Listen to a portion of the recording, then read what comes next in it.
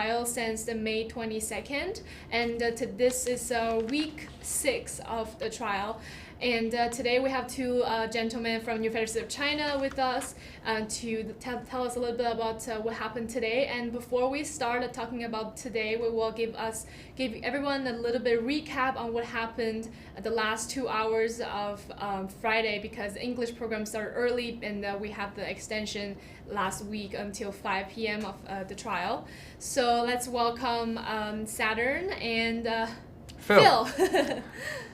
And let's just start with how is Miles, because I haven't gone to the court today. Mm-hmm. You can tell me how is Miles and how is everyone? Is a lot of people in the court today? Yeah, Miles is always doing good as usual,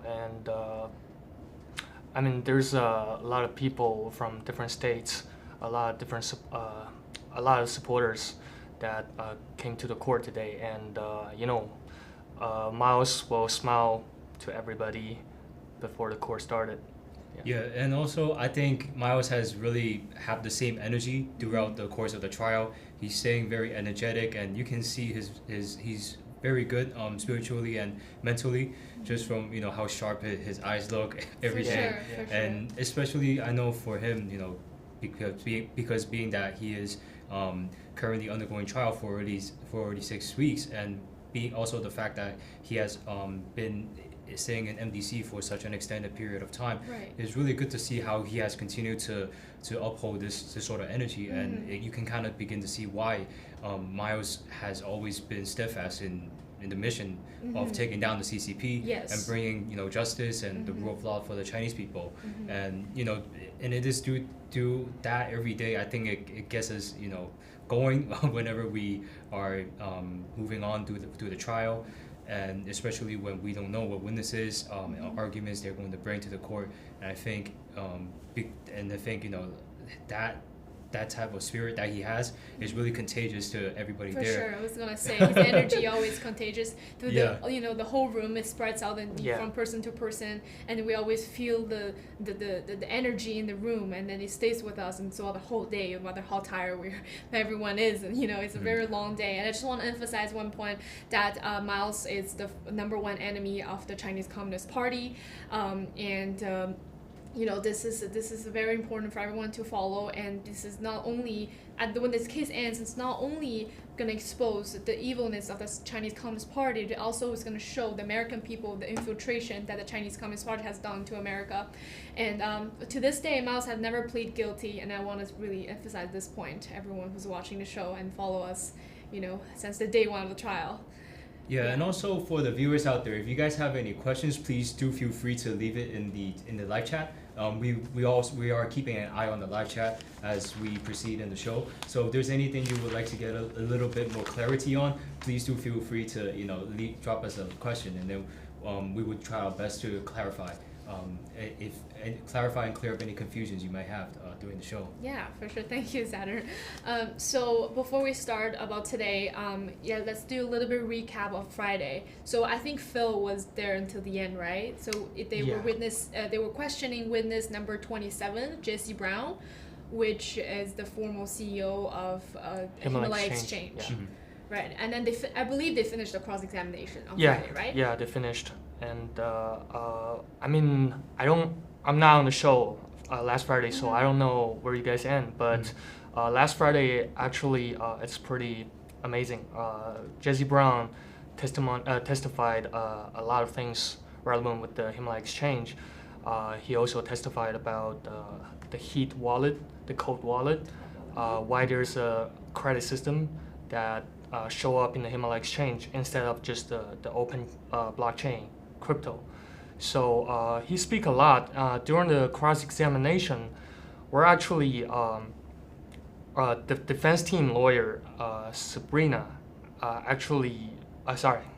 Scotcher, my bad. Yes. Scotcher. He actually just asked the question step by step, just to attack each point that the Jesse trying to express. So first of all, why all the crypto or the credit, what they said, it's in one wallet. That's only because on a white paper book that the Himalaya Exchange released before lunch, it shows we're gonna start with the credit system, with HDO credit system, HCN credit system, instead of just putting all the crypto on the blockchain. So, and that's why all the crypto will only hold by Himalaya Exchange's wallet, and it is a centralized exchange like the Coinbase. So, and Scotcher actually asked about what's happening with the same situation in Coinbase. Actually, Jesse said it's actually the same. Like they will hold certain different type of cryptocurrency in their own wallets, and people will trade inside the wallet. So there will not show up any trade history outside or on the blockchain. So it's not traceable. Because it's a little bit private, right? Yeah, it's a little bit private. And I remember they mentioned that with the off-chain transactions, it's less expensive, right? Yes. It happens quicker as well. Yeah. And then I think this is the one point that's being brought up in the cross-examination, which the government didn't want to mention. You know, there's reasons to have this transaction off the chain. And then later on, J.C. Brown also admitted. Yeah. And also, this witness is not an expert at cryptocurrency, right? And he's not in computer science. Made like a degree, and then he's not graduated. Yeah, from that, that's right. And it's everything is based on his understanding and his involvement with Himalaya Exchange. Yeah. Yes. Well, the most funny thing is like when they talk about the launch of Himalaya Exchange, he actually testified that everybody in the team are making so much efforts to push that to be online, and supposedly there will be a launch at 10 a.m. But you know, there's a lot of technical issue happen, and after they passed all the issue to one super developer, and they solved. The launch actually happened at I forgot 10 p.m. or 11 p.m. Sometime at night. Sometime in the evening, and you know, William G. He testified. William G. was so pissed off at the time, and he was so impressive of that because I think he pissed off to Jesse Brown too. So actually, it's not what the government trying to image that this is a fraud. This is not even a professional exchange. This is there's no license or something. Well, actually, it's really qualified. And I remember they were trying to build this exchange in BVI, right? Yes. And then when by the time when they abandoned this project in BVI, I remember him saying it's in a mature stage. Yes, because the failure of sandbox application. That doesn't mean like people or the Himalaya Exchange people trying to put money in BVI to avoid some issue. It's only because there's more better tax policy and financial policy there. But after like the sandbox application failed, like nobody doing illegal job there, they actually swifted to the Middle East, right? Abu Dhabi. Yes. So that's what's happening. Yeah. So do you think that the cross-examination have really well done by Scott Scherf, our defense lawyer, that backed up, where just they get back to each of the arguments that the government and where image the government trying to paint? Do you think? Yeah, I think so. I think Scott Scherf smashed it. Killed it. like Jesse said, killed it. He pointed out every single point that the government always trying to portray into a fake frame. Actually, even the credit system, the government mentioned in 2 or 3 different witnesses' testimony. They always try to say, the credit system is not what they say, and the 20% gold is not actually happening.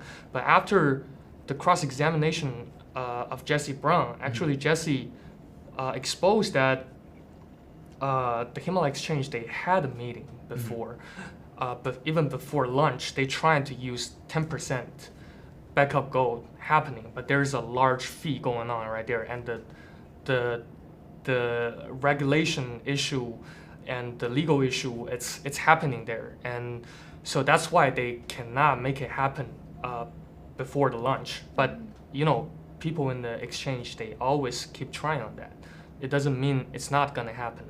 According to the white paper, there is a different phase, different period, there's phases, step by step.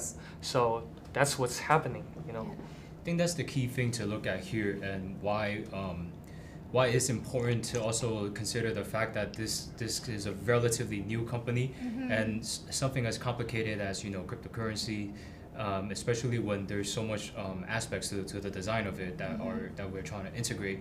I think it just really, you have to give it more time. It's too early to judge based off of what they have done so far, as opposed to what they have in store in their plans and their efforts along the way to, I guess, achieve some of these objectives that they have set forth. And these are also all documented for in the white papers. So I think that was one very important thing to point out. For sure. Especially, I think, in regards to some of the past testimonies too. I think that's also something we have to take into account, is that the G series is relatively new. It's just something we also have to keep in mind. That's always there in the background whenever we consider looking at some of these testimonies, and it's also a very important aspect. And that's why I think it's a very good cross-examination, because it does point out, because I do remember he did take some time to explain what is a blockchain, and the private and non-private versus public. So because of the fact that this witness is not an expert in cryptocurrency, so this is where we kind of need a little bit of expert knowledge for the jurors, obviously, because I think even outside of that, cryptocurrencies are very relatively new. So to the jurors, if they don't research into it, they don't look into it, they might not really know a lot of the background information. So which is why it is important for Miles' legal team to kind of paint the whole pictures and give them more background information to make the information more understandable and digestible. And I think that is what they have done all along the way, and to be able to do it in a very relatively short period of time, I think is excellent.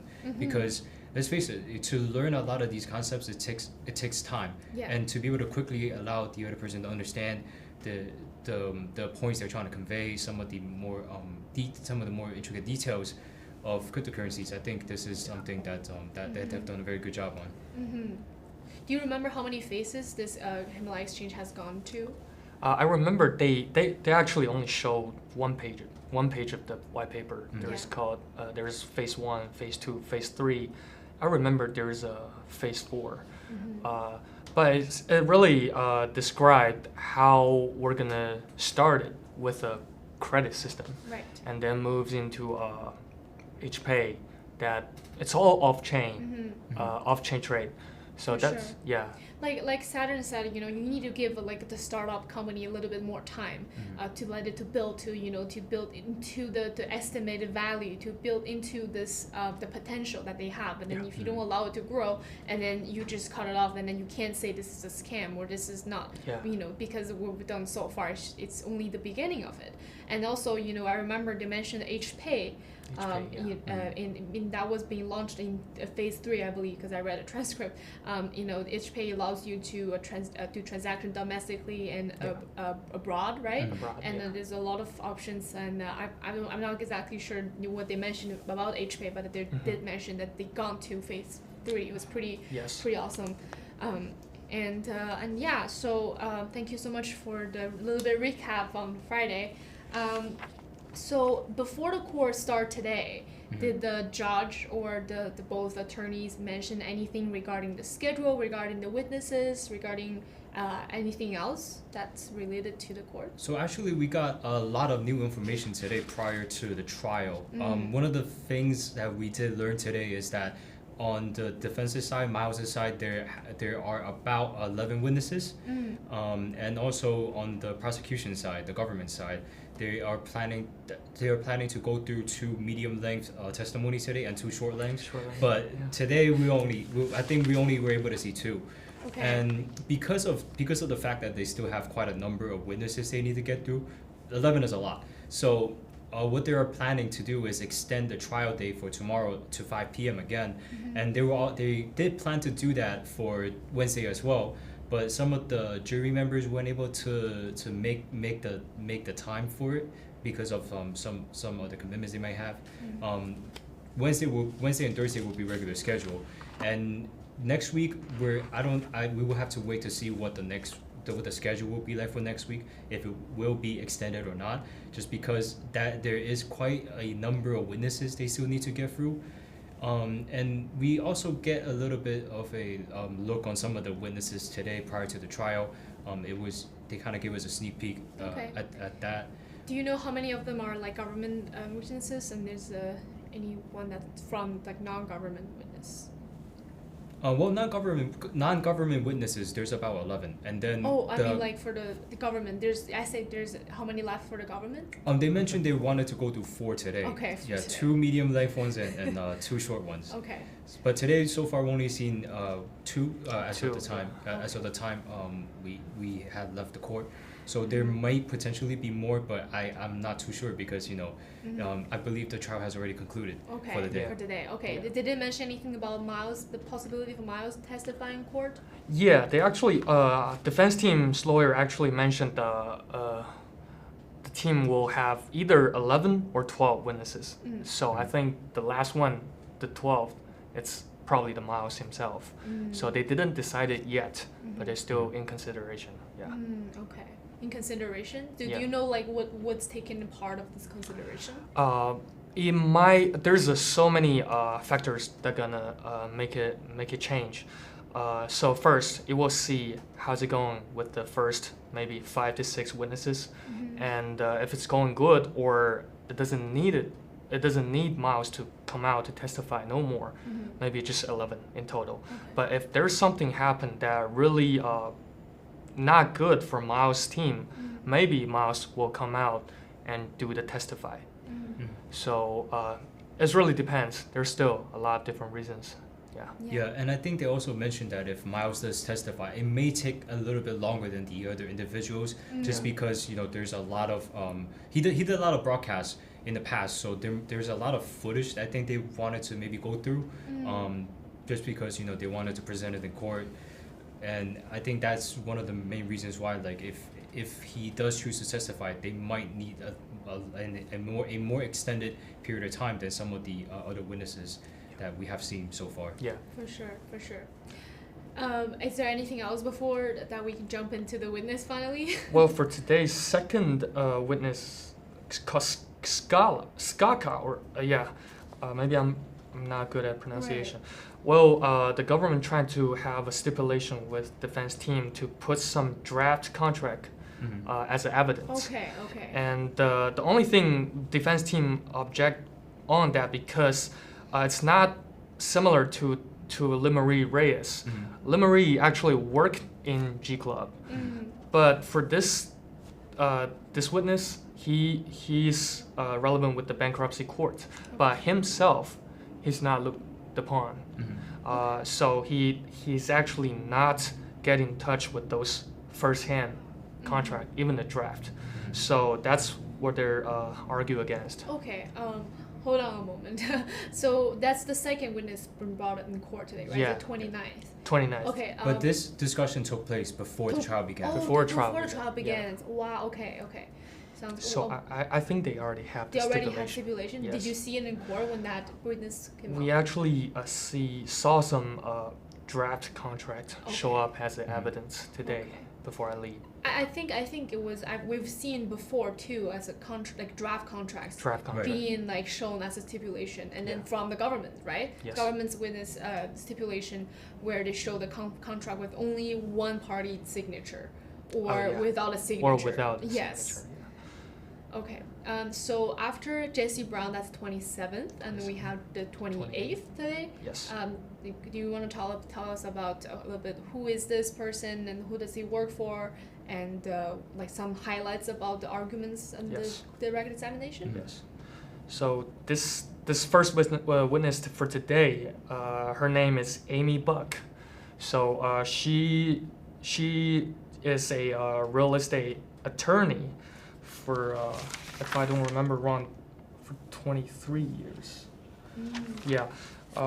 She is a real well-experienced real estate attorney, and what she did in part of this case is she used to help to be the third-party escrow account trust fund holder to help to pay the invoice of the Mawa renovation, to help to go through all the info from the different furniture company. That's basically how she involved, and the whole trial, whole process of her is just go through all the things she know.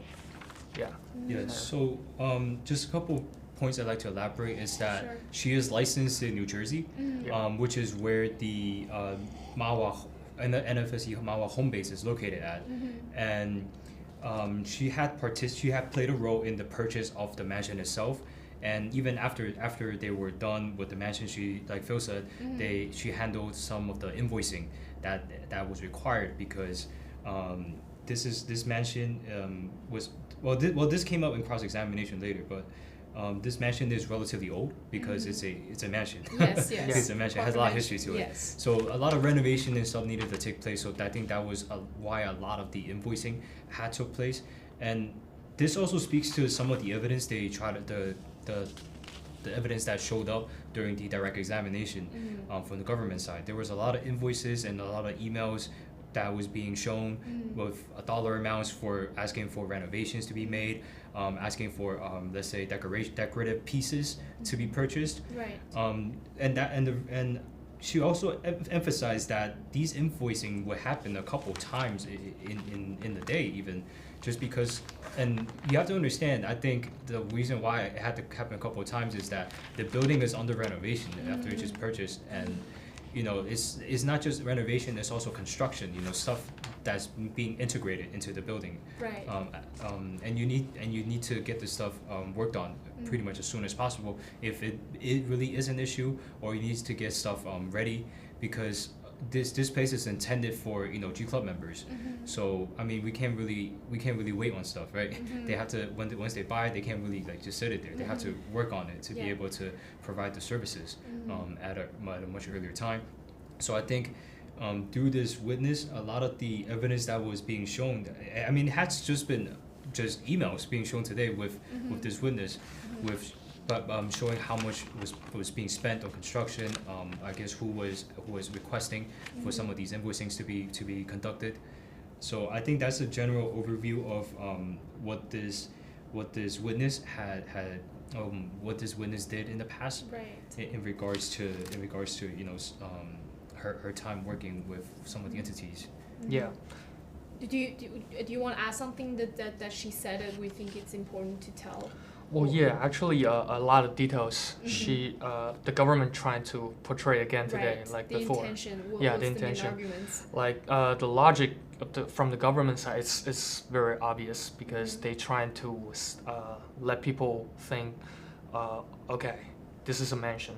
It's supposedly be the G Club's investment funds. It's from the G Club funds. It just goes through a different company. This one to the next one to the other one, and then, okay, you guys bought the mansion back in, if I don't remember, early 2021? Yeah, 21. 21, yeah. And then, what's happened next? Last week, the witness showed some documents that there's a lease agreement that's signed by Mao's wife. And this week, this witness actually shows a lot of renovation information that some of them. So first, it's 26 million in the closing deal, and then the renovation cost 18 million in total. So it's gonna be like around 44 million. And then there's a lot of paperwork shows there's some request that they want to change inside the house for the interior parts. It says son's wings, daughter's wings, so something like that, and the ladies laundry room. Right. Yeah, something like that. They're trying to portray there is a family that really live in there. I did see that document as well on Yeah. Friday. So do you know who made that document, or is this Actually, it's attachment. I think it's attachments from the email that Okay. from either Sean, Gladys, or Scott Okay. to the vendor.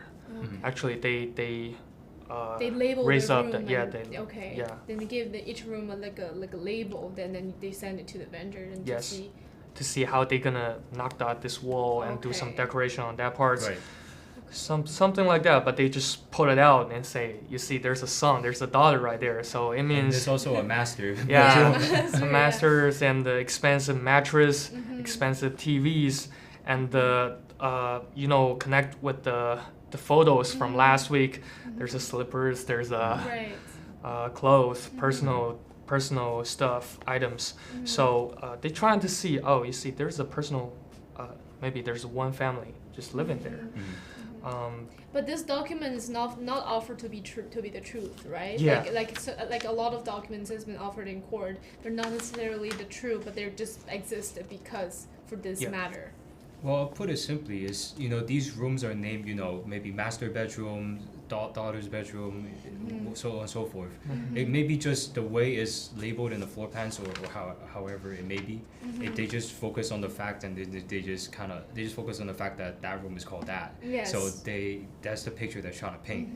That their intention is to, Yeah. they're trying to paint that intention for the house is for personal use, right? And what we saw wasn't really a floor plan. What we saw was just kind of a list of... A list, yes. Yes. I think that was very similar to what we saw last week. Okay. Yeah, because during the cross-exam on this part, the defense attorney, Sabrina, actually asked the witness if you actually know the family, who's the family, how many people in the family, how many family behind the terrorist fund that she testified.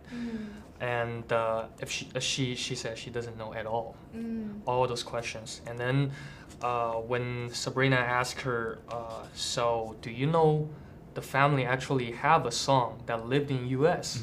Gonna use this mention. So basically, if the son's bedroom is gonna used for Miles' son, but like it has to be in America. But actually, Miles' son is never in the U.S. recently, in the near past, right? Decades, the past couple of years. Yeah, past couple of years at least. So that's and this is recent too. I mean, 21. That's only a couple years back. And it was also the peak of pandemic. Right. There's a lot of travel restrictions as well. Yes. And when they speak about the terrorist fund, actually there is a couple different company all called terrorist fund. There is a terrorist fund LLC. This is the company actually on the title of the Mawa Mansion, and the terrorist fund management, and there is a terrorist fund SP, I think investment SP. So just to backtrack and clarify a little bit for the viewers, like this is the Taurus fund that we just mentioned. That's the company that on paper owns the Mawa. Okay. Mawa it's the mansion. company, Right. Yeah. And then this is the lease. It's between the company and the personal, right?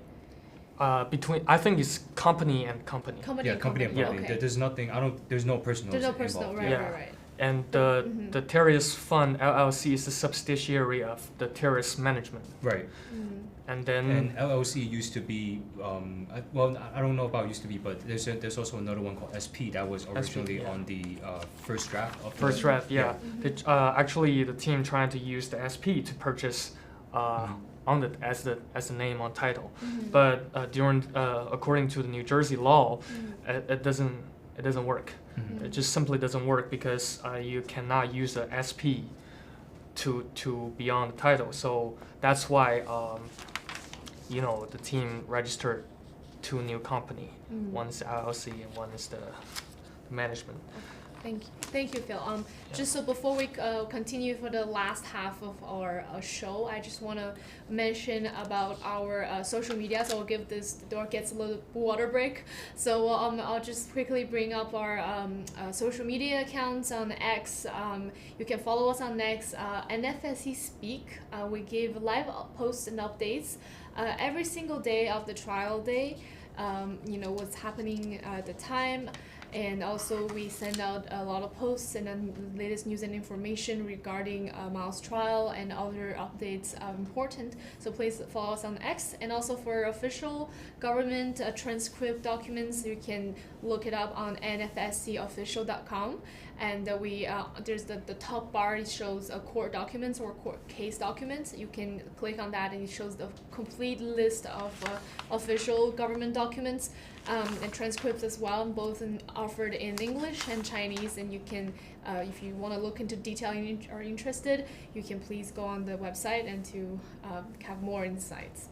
So let's get back to our show, and let's continue to talk about this witness and then some of the main arguments brought up by the government and how the defense team get back at each arguments. Yeah. So let's pick up the thing we just talked about. So they ask about the government actually during the direct examination. They ask about when the deal closed, like actually when they finished the deal to purchase the Mao mansion. It's December 17th. 2021. And then the two company actually registered 1 and 2 days before the deal closed. Okay. So they're trying to see, they actually rush on the deal. And then why they using the escrow account to pay all these invoices, it's only because they don't want to put the money in their own account.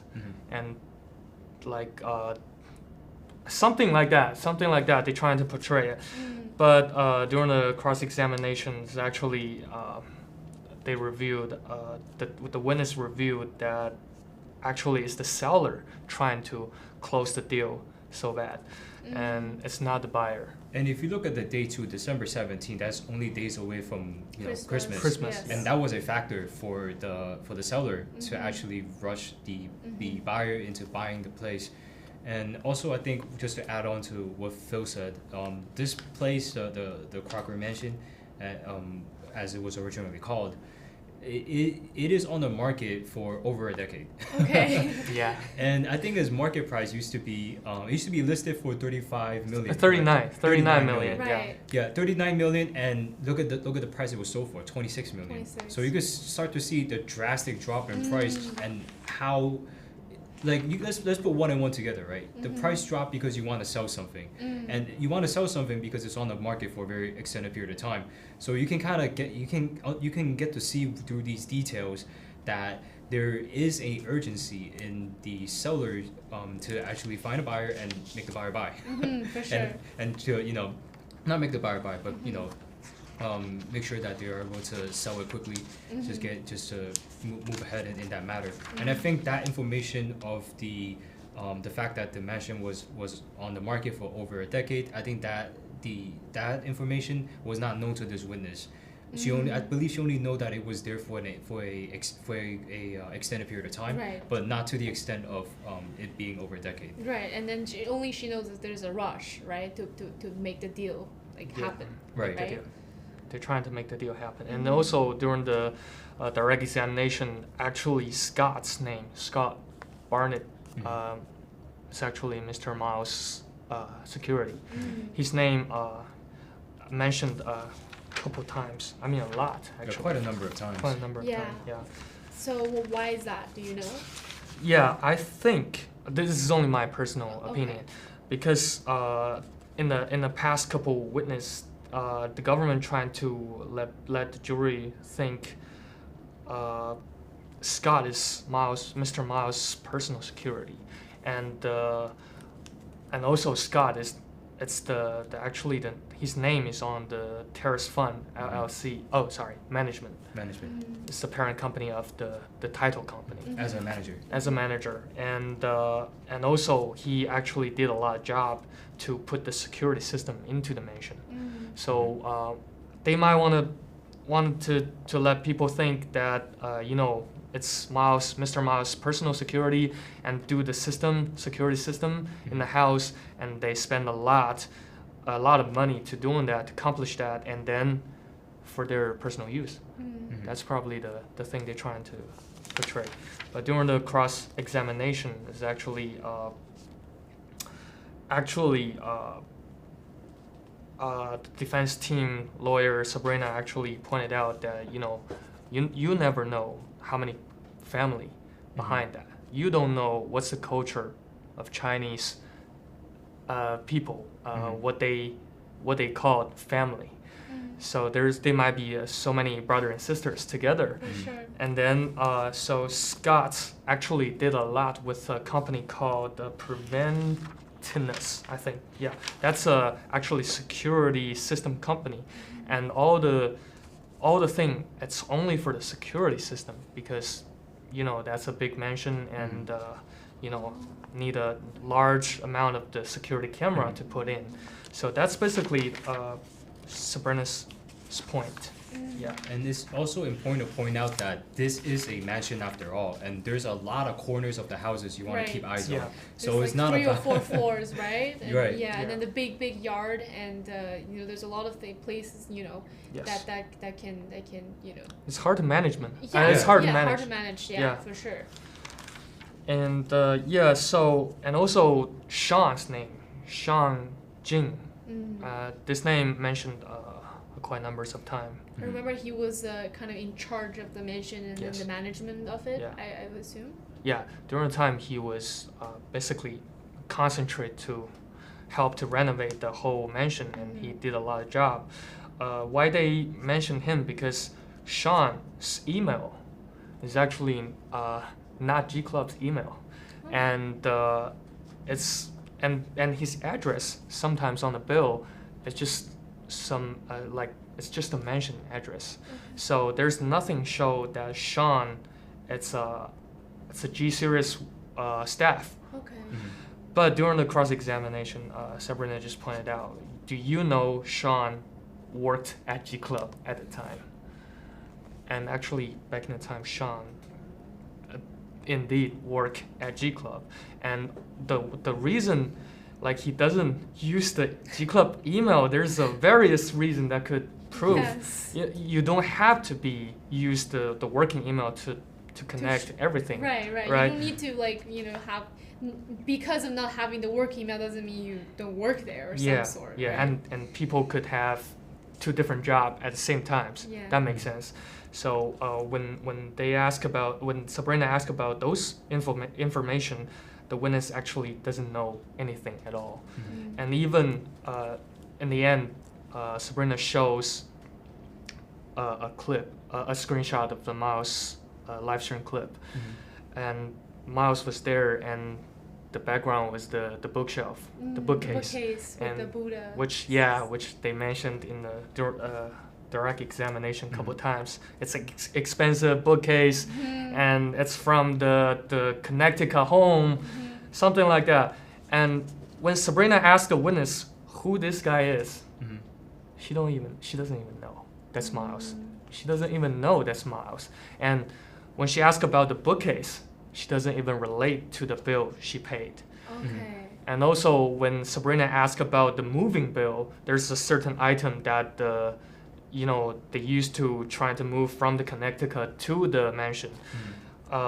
Sabrina just asked her, do you know if the items are already purchased, or it just moved from the mansion, or it's just some new stuff they just get it? She doesn't know one way to another. So she doesn't know about the items. She doesn't know who's Miles Guo. She doesn't know G Club. She doesn't know G Fashion. She doesn't know there's a G Fashion. There might be a G Fashion office in the Mawa mansion. She doesn't even know there's any office that in the Mawa mansion. Right. So that's the point. Okay. Seems like she's really focused on her own work Yes. without knowing anything else Yes. about the whole process of anything. Yeah. And just to build upon that, she actually has never been to the mansion itself either. Okay. Yeah. And another point I want to point out too is the fact that she actually has received a subpoena from, I believe, the bankruptcy case. Bankruptcy. Yeah, and which we will get to with the next witness. For So sure. there will be more clarity for the viewers. So you think that this witness and next witness are somehow connected, Yeah. right? It Yeah, is. Okay. I believe so, but I think from where we left off for the next witness, we might need a little bit more from the testimony for the next witness to see if they are trying to connect the two together. But the one thing I'd like to point out in the subpoena she received is that they actually did mention Miles's name in that subpoena, and when she was questioned on, do you know who this person is, she said, no, I don't know. Oh, okay. Yeah. So she doesn't know who's this person's its name that appeared on her subpoena. Right. Okay. But it was mentioned that one of the point of contacts that she had mentioned the new federal state of China to her, but she obviously didn't give it too much thought, or because she doesn't remember what the new federal state of China is called. Yes. I believe she called it as the Federalist Party of China or something. Yeah. Because it's not on her interest point area. Oh Right. yeah. So she was never involved in anything regarding the movement or Yeah, actually, when the terrorist fund and herself get a subpoena, Aaron is the point of contact. Aaron Mitchell. Aaron Mitchell. He actually trying to talk to her about the new federal state of China, and the government doesn't like the family. Okay. And she just simply doesn't interested in it, in this topic, so she didn't even ask. She okay, I see. Yeah. Because it's simple, right? You say something and it catches your interest. What is the first thing you're gonna do? You're gonna ask the person to elaborate. Yes. And second is you're gonna look it up on your own. She didn't do that, so I think it's like you said. She just focused on handling the invoices and her part of the job. Okay. And she's not even clear about what the government referred to. The government doesn't like the family. Like, what's the government referred to? Is this CCP or American government, U.S. government? She doesn't know. And in the redirect examination, Mr. Ferguson actually asked her, do you know where the subpoena from? Do you know what is SEC? And something relevant with that. And is SEC from the Chinese government or the American government? Yeah, that's something really, really funny. Yeah, trying to relate to the U.S. government. I think another detail I would like to just finalize on the subpoena part is that she did receive some type of help, getting legal assistance to take care of this matter. I don't from what I remember, I don't think she was left to handle that alone. There was assistance given to her by some of the point of contacts that she had at the time. Right. They're given by the G clubs or by. I don't remember specifically which company, but she was provided financial assistance and no just assistance to be able to have a legal assistance to be able to sort this matter out. Okay. So I think that may be one of the because what she did testify saying is that she received the subpoena and then her point of contact, Aaron Mitchell, said that's the cost of doing business. But I think there was something interesting why they chose to use that phrase. But in the end, it wasn't like she was not offered assistance. She was offered assistance to be able to work through this subpoena. So it seems like she's like the only little puzzle piece of this whole puzzle that's presented to the jury, right? Yeah. And it's one of the puzzle that's the government wanted to show that's what they know is to be true, but then actually there's a whole other part that she doesn't know, doesn't realize, and she doesn't. There's just too little of it. Too little. Yes. I think that's a common theme with a lot of witnesses where during their direct examination, you feel like they have a lot of details to give, but once they get cross-examined, you begin to realize there's a lot of missing pieces to the story. There are a lot of detail they think they're given, a lot of opinions they think they're given. Those insinuating things to the jury and to everyone else. Yes. For sure.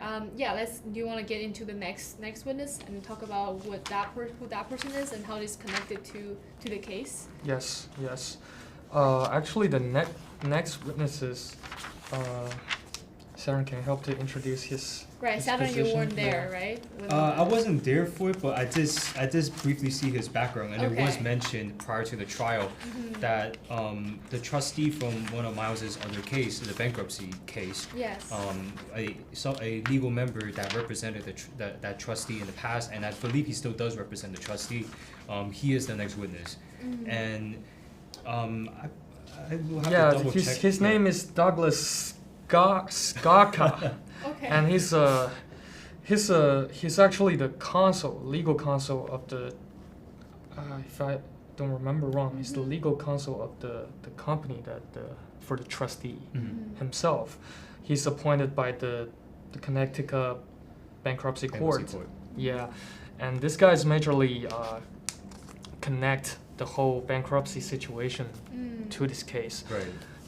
He's talked about the loan agreement that from May, Mr. Ma's daughter, with the Himalaya Exchange, like May's company, with Himalaya Exchange company called Himalaya International Financial Capital, some name like that, but it's the Himalaya Exchange company. There's a loan agreement that referred to the $37 million that the government always mentioned from last week, that Jesse Brown mentioned as well, because Jesse Brown said there's a meeting hold on with this subject, and he objection on that,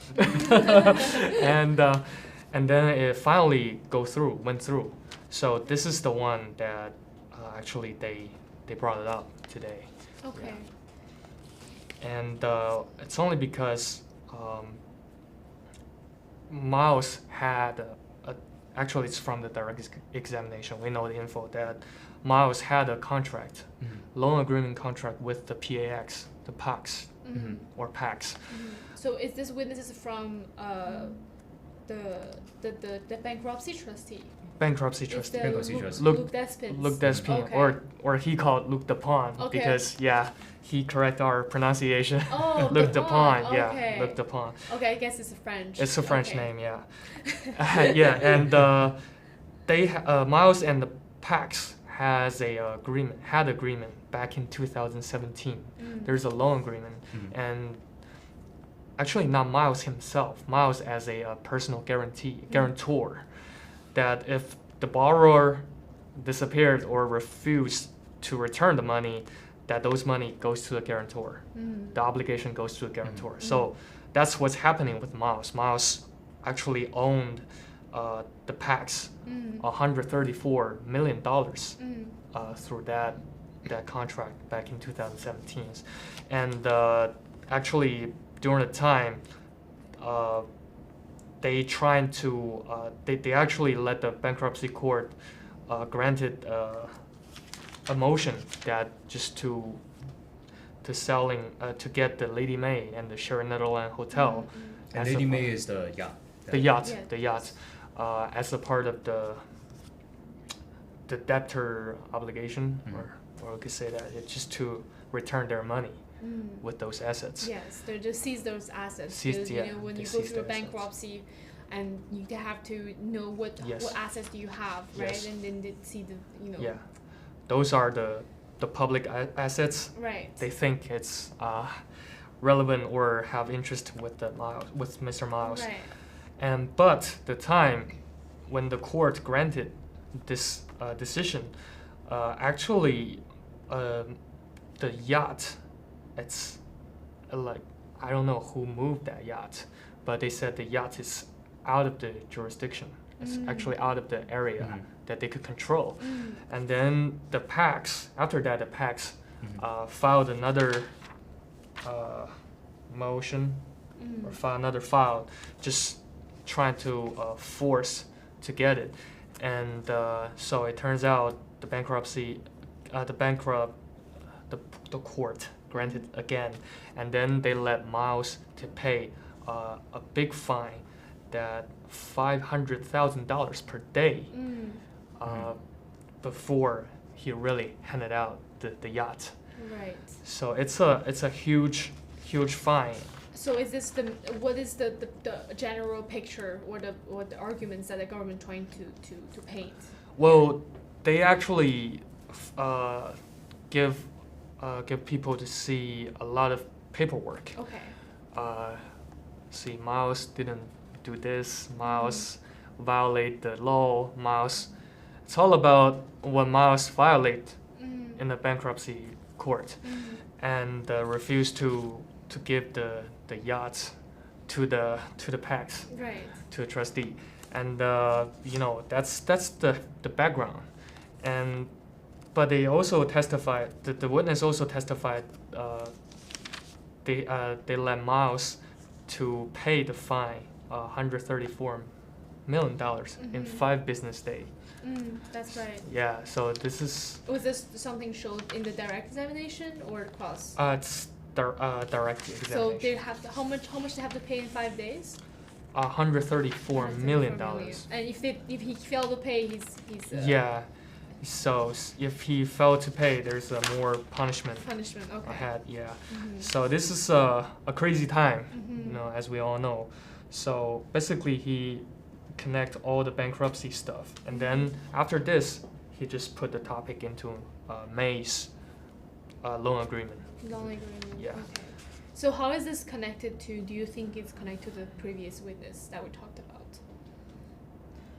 I think, judging on how the bankruptcy case proceeded, I think some of the aforementioned material might have been interconnected, and I think that that's why I kind of wanted to see what's the next information that will come up during the testimony. Maybe we'll find out later today if it was mentioned, and also we will see tomorrow morning, because I don't think we get to cross-examine this witness yet, and I don't think he is done testifying, because here's the thing: this is a witness who is going to bring in another case and kind of overlap it. Okay. So that's why what he's doing now is kind of giving you a background of how things came to be. Right. So right now we're talking about the fines and everything. Well, what happens after the fine, right? They're going to start reevaluating some of the assets. So the assets they're reevaluating, I think that is the point of interest they wanted to focus on in regards to this case, because as we have seen before in the past, a lot of these properties, they haven't really been able to connect it back to Miles personally. Right. So I think maybe through this case, that is the argument they're trying to make. But again, this is another case. This is another case that is Okay. separate, and I think that's also something the government has talked about prior to starting trial today, is to keep the 2 cases separate. Yes. Even though there might be some overlaps being presented. So do you think these 2 witnesses are the so-called medium length witness? I don't know. I don't know if they're short or medium, but last week they said they will finish maybe by the Tuesday noon. Right, but today they said they will finish maybe Wednesday noon. So it's another it's another extension. I remember they claimed that they can't control the cross-examination. Yeah. And that's what they're saying. And also for this bankruptcy court witness, like we talked before the show, it's Mr. Miles' personal bankruptcy case. That's right. And we all know the Mall Mansion seized by the bankruptcy trustee. Yes. So they might try to put those cases together and make a connection that let people think it's a personal asset that is seized from the public. Okay. Yeah, but that's like speculation for now. We do have to see as they continue further down this testimony. Yes. Yes. I think right now they haven't touched upon any of some of the seizures. Not yet. I see. So we're coming close to the end of our show. Yeah. Thank you so much. Is there any comment or question you see in the chat that we think we should answer? I don't think I see a whole lot of questions for today. Today is relatively straightforward. It's still showing some of the more overlapping evidence within the mansion, Mao Mansion, and some of the properties within the Mao Mansion, right? Like I lost count of how many witnesses they brought in court to prove this one thing. Wow. Right? Yeah. A lot. Probably 8 to 9. Just focus on the mansion. Well, I hope that the government's witness the questioning can finish on time, so we'll really look forward to see our defense team's witness and to see what they have to offer in this case, and to what kind of puzzle they're gonna bring in on the table to paint the clear and the complete picture for this case and then for everyone. Yes. And also one detail I would like to just add on, because I actually forgot about it, is that I believe there's 3 expert witnesses from Miles' side. Yes. And I believe there's one more. I know one of the witnesses on the government side should be a cryptocurrency expert. Yeah. Not sure when he will show up, but we will see more of that tomorrow, I guess. and looking forward to see what is coming up next, because Right. as they start to finalize on the arguments, and also for Miles to begin to make his testimony through his witnesses as For well. sure. So the 3 expert witnesses are going to be from the defense team, and the government hasn't brought 1 expert witness yet, right? Yeah, I think they did plan might. to bring one Okay. who is an expert in cryptocurrency, Okay. but we haven't seen anyone. Okay. I haven't seen that Yeah, in the show. and one of the witnesses from BitGo, if you guys remember, they Yes. tried to push him as use him as a expert witness, Yes. but it failed. He was like mentioned like multiple times, Yeah. in sidebar, and then that Yeah. his testimony cannot be, as yeah. be an expert. Yeah. So thank you guys so much. Thank you, Saturn. Thanks, Phil. And please tune in for our next show tomorrow at 3 p.m. to 4 p.m. Eastern Standard Time. And just to remind everyone that this week there's no court on Friday, so we're gonna have a show from Monday to Thursday at the same time. Thank you so much for watching, and I'll see you tomorrow.